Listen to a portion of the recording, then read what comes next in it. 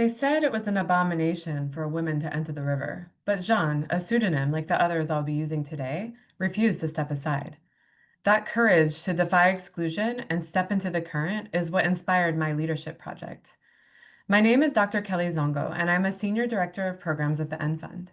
My project explored how to build gender equitable leadership pathways in a field that is both scientifically demanding and socially constrained.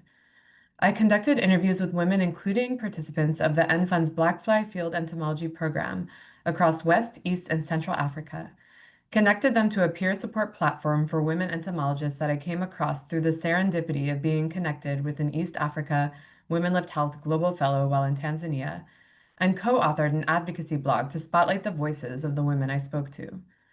Through this, I wanted to understand and help dismantle the barriers that keep women from shaping the future of vector control science. Because who gets to stand in the river also shape who gets to lead the work of ending onchocerciasis or river blindness. Onchocerciasis elimination is possible. We saw it in 2025 with Niger's success, and other countries are coming in right behind them. But it depends on skilled entomologists who track this particular black fly vector. A looming challenge is that the generation of entomologists with deep expertise in these black flies and onchocerciasis, the very specialists who know how to track transmission and guide national programs on when it is safe to stop treatment, are now reaching retirement. As one senior entomologist told me, when we retire, who will catch the flies?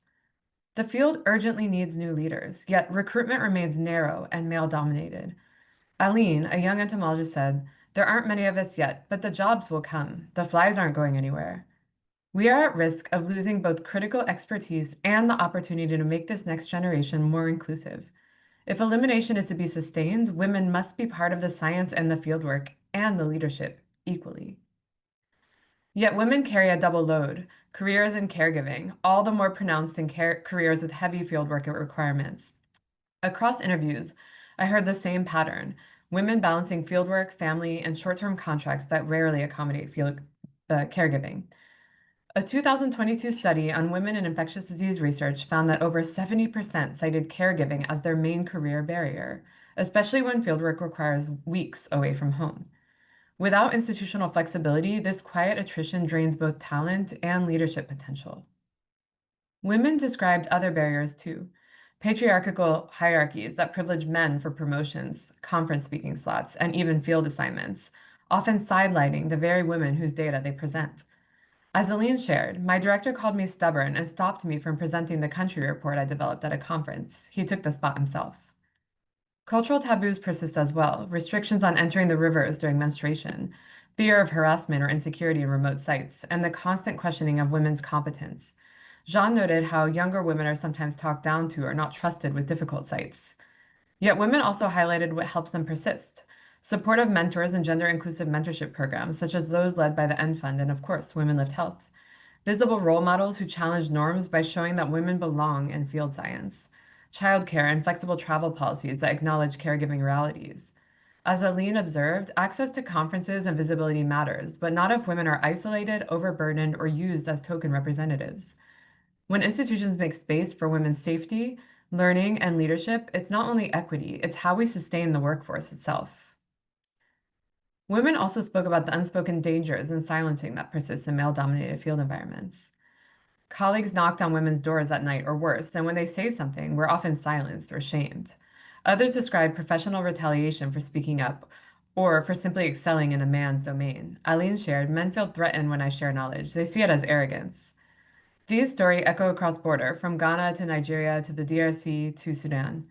This causes women to exit the field quietly, and when they do, the programs lose skilled scientists.